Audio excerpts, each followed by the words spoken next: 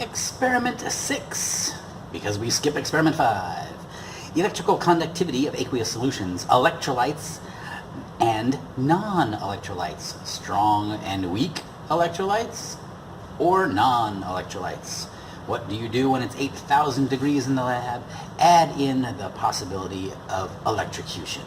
So that's today's experiment. Remember the definition of what an electrolyte is from the lecture, and that is something which, when dissolved in water, big part of the definition there, conducts electricity. So we have a conductivity tester here, which is just a wire plugged into the outlet over there. One wire down, break, no connecting the wire, other wire up, light bulb. All right.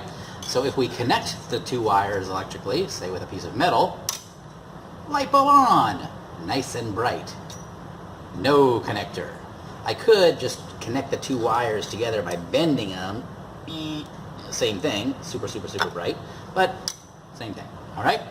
If we get a conductor in here, other than a piece of metal, say a solution of ions that are able to move, then we can have mobile ions allowing for the carrying of electrons from the wire to the other wire and lighting up the light bulb.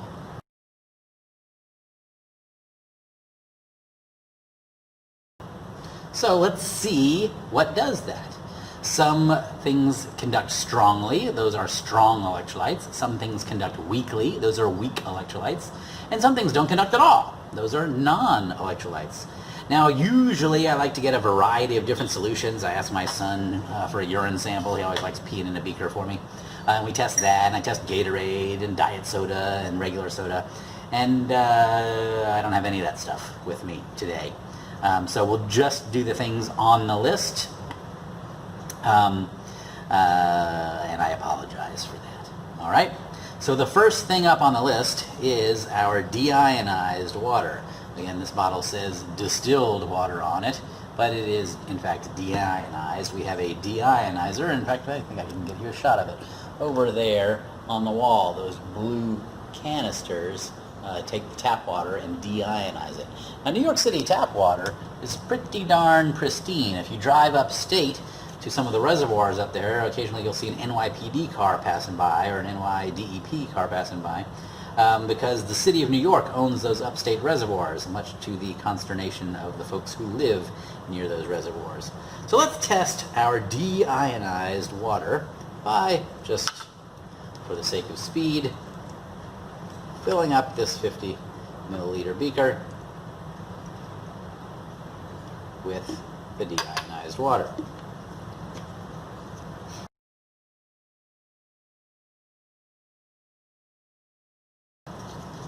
We'll use this to wash the electrodes off in between each experiment. So here we go. Blink. I have submerged the electrodes into the, not a solution because it's just deionized water. And nothing. No light. All right. So now it's up to you to go back and coordinate this with your lecture information and determine, is water an ionic compound or a molecule? Is it an acid, a base, a salt, or none of the above? What did you observe? Well, that we certainly can agree is no light. And therefore, what is your conclusion about deionized water?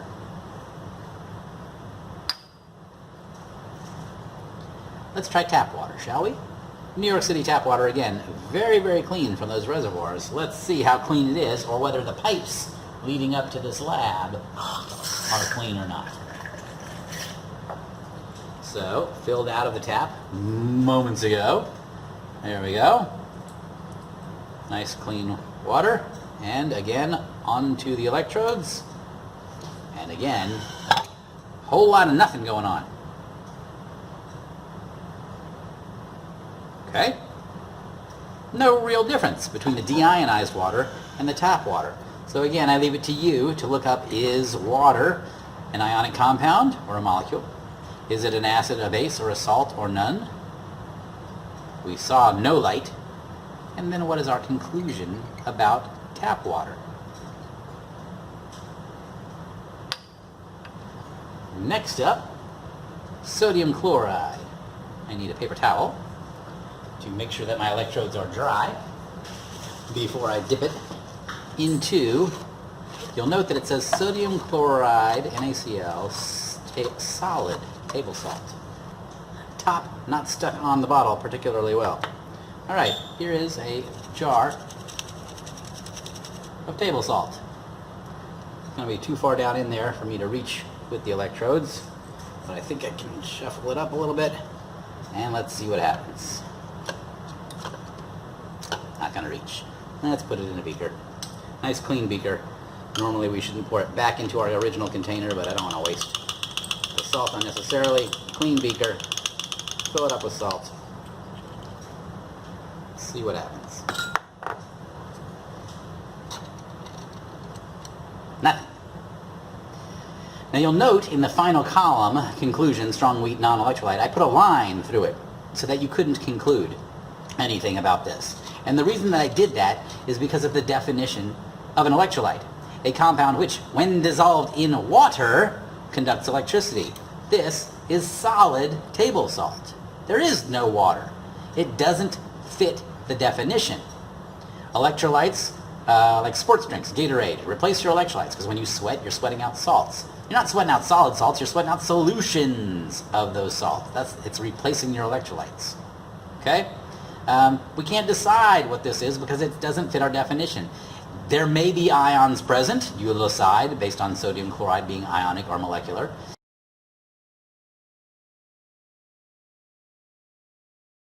If there are ions present when you decide that, they're not mobile. They can't move. They are fixed in place in the solid. And any electrons that have been transferred from the Na to the Cl are on the Cl now, and they can't, and the ions can't move. It's a solid. It's in a fixed position. So, not testable particularly.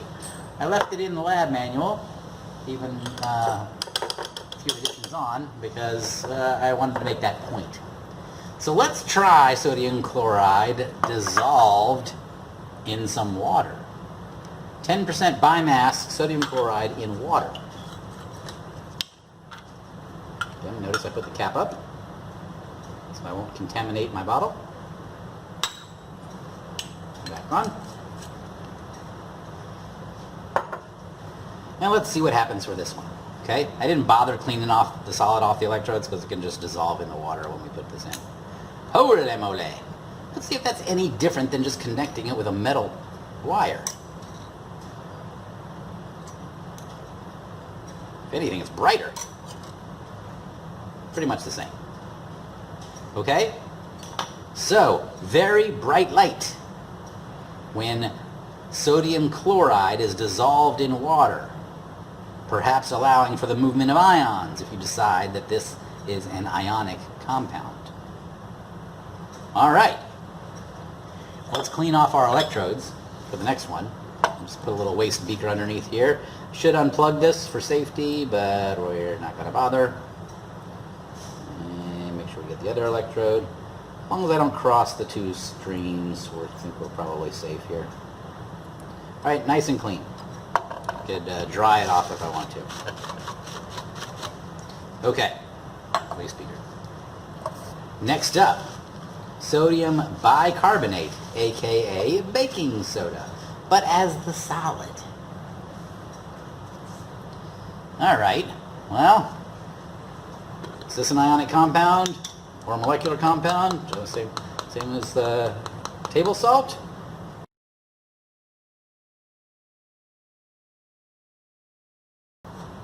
Still doesn't matter. It's a solid. If there are ions present, and again I have to leave that to you to decide, they can't be mobile enough to allow a transfer of electrons from one wire to the other, to allow conduction. So it doesn't work. Nothing.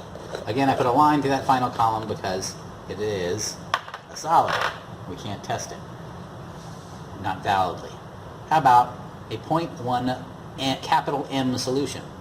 That's 0.1 moles per liter. Hopefully you've gotten to moles in class, but you would figure out the molar mass of sodium bicarbonate,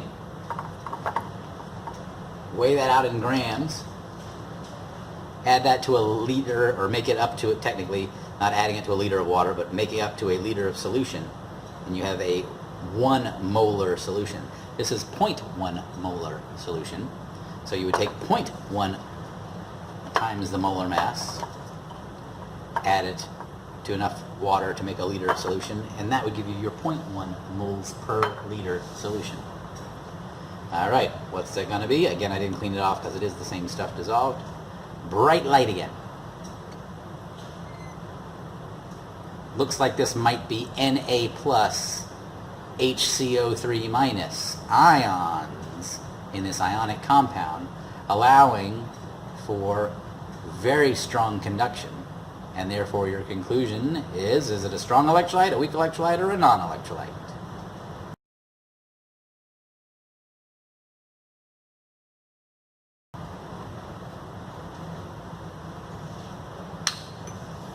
Give our electrodes a rinse.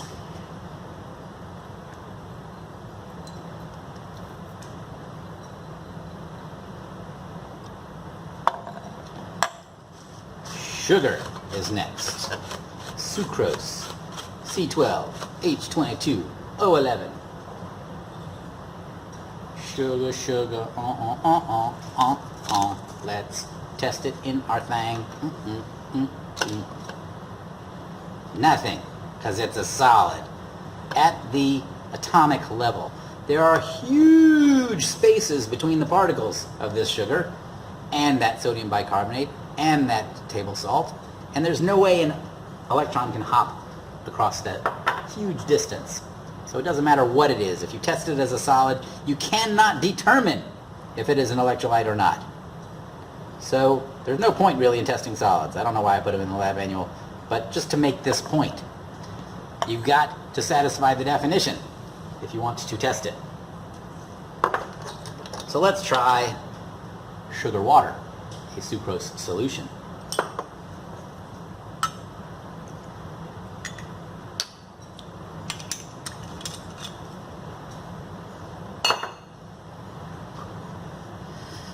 Bottoms up. Nothing. Absolutely no light. Why?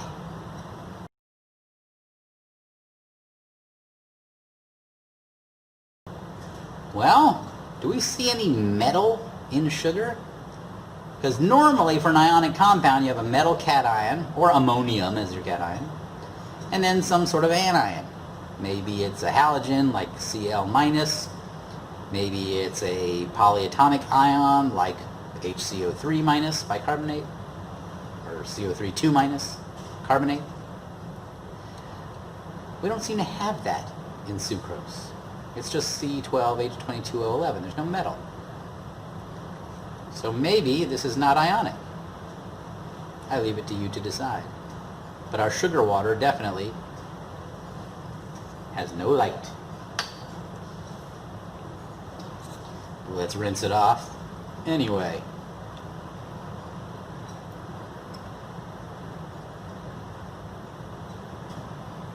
Alrighty. Next one. Ethanol, aka drinking alcohol. Very concentrated first, and then we'll add a little water to it and see what we get. Drinking alcohol. Don't drink it though. Don't drink anything in the lab. Test. No light at all.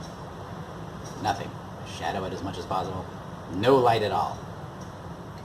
Alright, well, what happens if we add water to this? Make it an aqueous solution. Make it into a beer instead of Everclear. Add a little water. Make it ethanol aqueous. Well, ethanol didn't conduct, no light. Water didn't conduct, no light. A mixture of the two? What do you think? No light. Nothing. Right, glacial acetic acid. It's a weird, very concentrated but weak acid. there are only 6 strong acids. HCl, HBr, HI, those 6. Oops, I wanted to put this in a big beaker. I'll start it with it in a small one. Why not? HCl, HBr, and HI.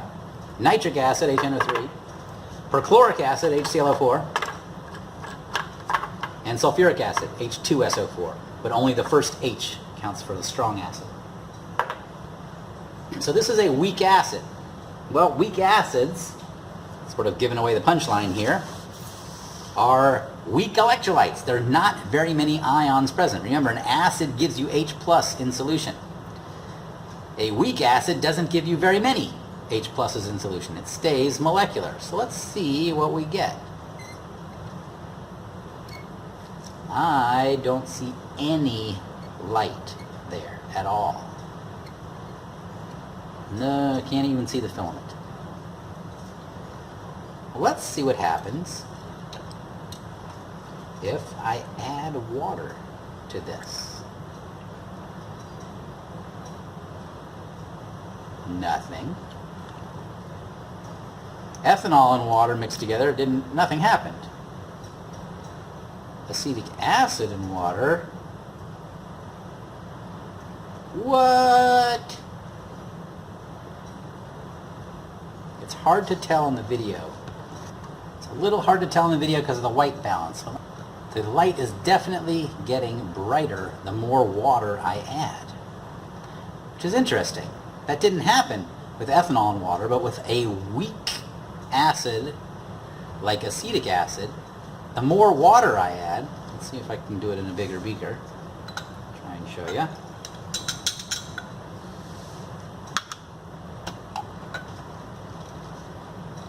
Dim light, all right, a little bit. If I add more water, it gets brighter and brighter. It's something beyond the scope of this course. It's even beyond the scope of 151 General Chemistry, called the Ostwald dilution law. It's a special application of something called Le Chatelier's principle, which we do cover in this class briefly towards the end of the semester, in that the more water we add, the more ions we get. But that only happens for a weak electrolyte. If I did this with sodium chloride, it's already bright, and if I add more water, it can't get any brighter. It's already as bright as it's going to get. That's the difference between a strong electrolyte, or one way to tell the difference between a strong electrolyte and a weak electrolyte. A weak electrolyte, the more water I add, the more ions I get, and the brighter the light gets. If I do that with a strong electrolyte, it doesn't change, because I already have the maximum amount of ions that I'm going to get. It doesn't ionize any further. No more ions occur when I add water. Because of Le Chatelier's principle and the Ostwald dilution law, if I add more if I add more water to a weak electrolyte, I actually end up generating more ions. Let's try it with ammonia, which is a weak base. I'm giving away the answer again.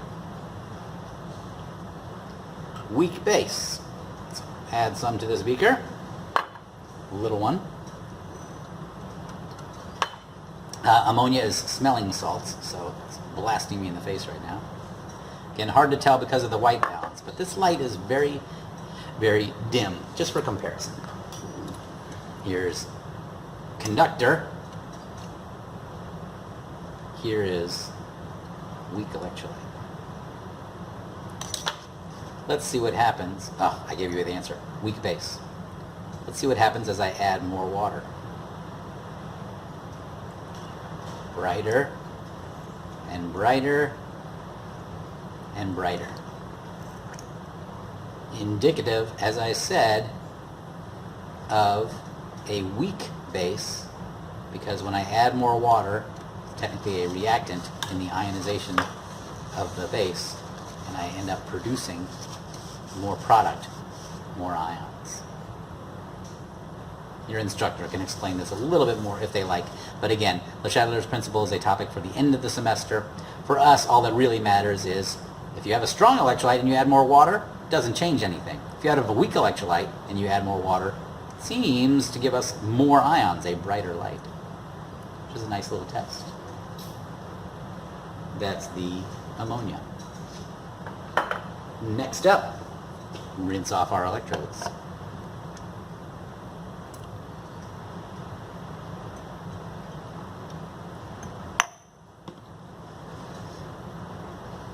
Hydrochloric acid.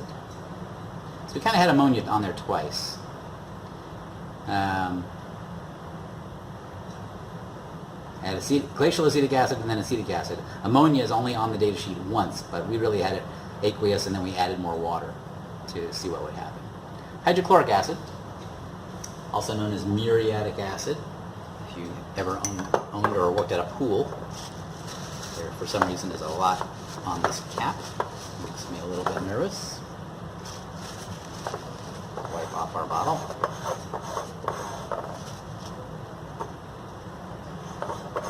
Hydrochloric acid, you might recall, is on our list of 6 strong acids.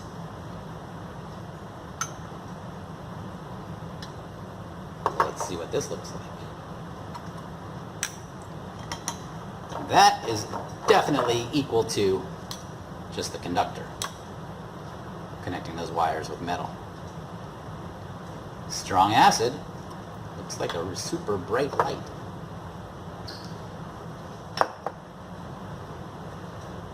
Nitric acid was also on our list of strong acids. Let's see what that looks like.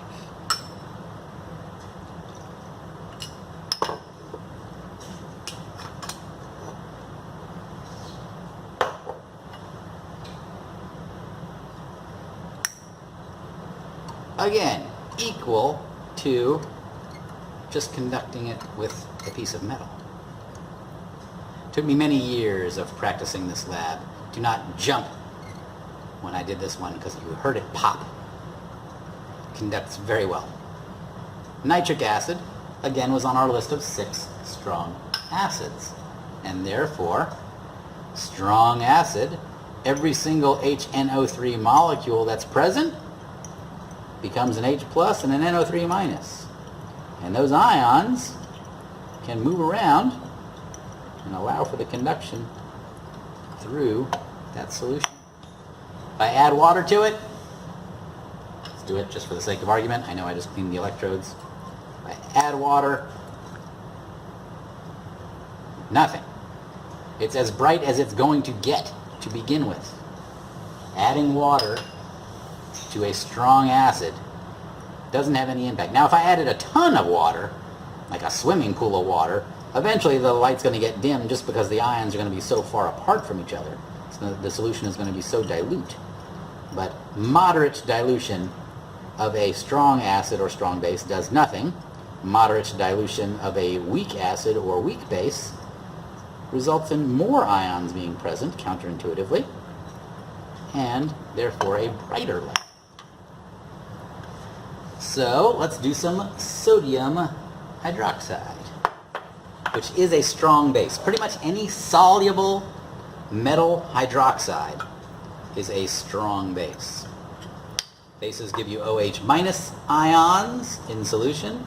This sodium hydroxide is 6 moles of NaOH per liter of solution. Now there's some chunks in there. Let's see if you can see them. Yeah. So this is a kind of an old solution. Should not have any chunks in it. Let's see if that impacts anything. Yep. Bright as bright can be. Solid NaOH is kind of hard to come by because it absorbs water out of the air. But you might have some NaOH lying around your house in a bottle labeled, or a can, labeled Easy Off Oven Cleaner is NaOH in a solution that will eventually dissolve that can. So that's why your can stops spraying if you have a really old can of oven cleaner. It's dissolved the inside of the can in the sprayer. Next up, after I rinse off my electrodes, is a slurry of calcium hydroxide. Now I wrote aqueous on there because calcium hydroxide is one of those ones where it's, in chemistry we present things as a lot of black and white, but it's not always black and white. So this, if I shake it, right, it's not all dissolved. There's solid sitting on the bottom. There's definitely some milkiness to this. This is not a white bottle. This is coated on the inside with this stuff. It's calcium hydroxide, tons. So the question is, in this metal hydroxide, has it dissolved, or did I just kind of shake it up and make a slurry of solid and liquid?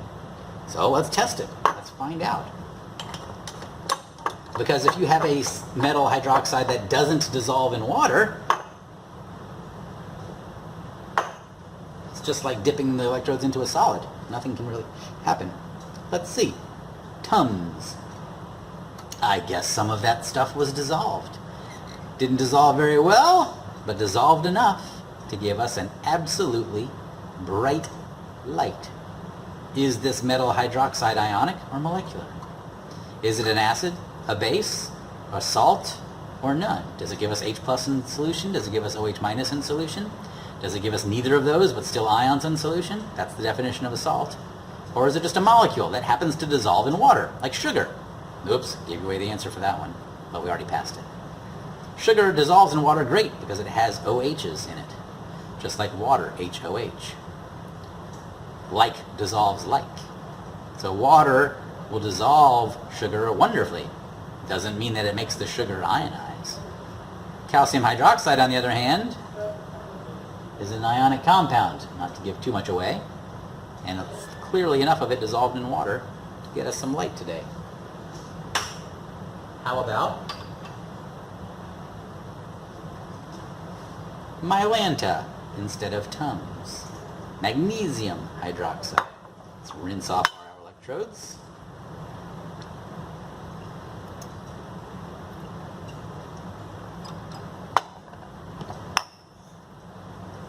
Look at this. Clear, colorless solution. Maybe some of it dissolved and the rest is just sitting on the bottom. Or maybe none of it dissolved and it's all just sitting on the bottom. Let's shake the heck out of this. If you ever take Mylanta for upset stomach, indigestion, then it says on the bottle to shake it. It's stuck to the bottom pretty good. But I think we got enough. Alright, if any of it dissolved, it's definitely dissolved, and there's certainly a little bit swirling around in there. Let's see if this, is it ionic? Is it molecular? If it is ionic, did it dissolve in the water? Is it going to conduct? I have a line through the end because it just doesn't dissolve in water. Okay? Magnesium hydroxide, actually I'm going to take it out for the next edition of the lab manual. But magnesium hydroxide doesn't dissolve in water, unlike calcium hydroxide, which does dissolve in water. So this slurry doesn't conduct. Does that mean it's a non-electrolyte? Absolutely not. That's why I put the line in the last column. It's an ionic compound, to give you the answer to the first column, but it doesn't dissolve in water. And if it doesn't dissolve in water, just like those solids we tested at the beginning, you cannot determine whether it is an electrolyte or not by this method. You can take the solid and melt it and then test it with this. It just would be really, really, really hot. But you could melt sugar, test it, no light. Melt magnesium hydroxide, like 800 something degrees, the light would come on because the ions would be mobile. There are no ions in melted sugar. There are ions in melted magnesium hydroxide. This is not melted magnesium hydroxide. This is magnesium hydroxide that is not even dissolved in water. Dissolving and melting are not the same thing. When we did boiling points and melting points, experiment 2, we melted a solid. We didn't dissolve it in anything. Dissolving it in something is making it into a solution, making it into a mixture. This is testing whether it's dissolved. Magnesium hydroxide does not dissolve in water. Sugar dissolves in water but does not ionize. Melted sugar would not conduct because there are no ions present.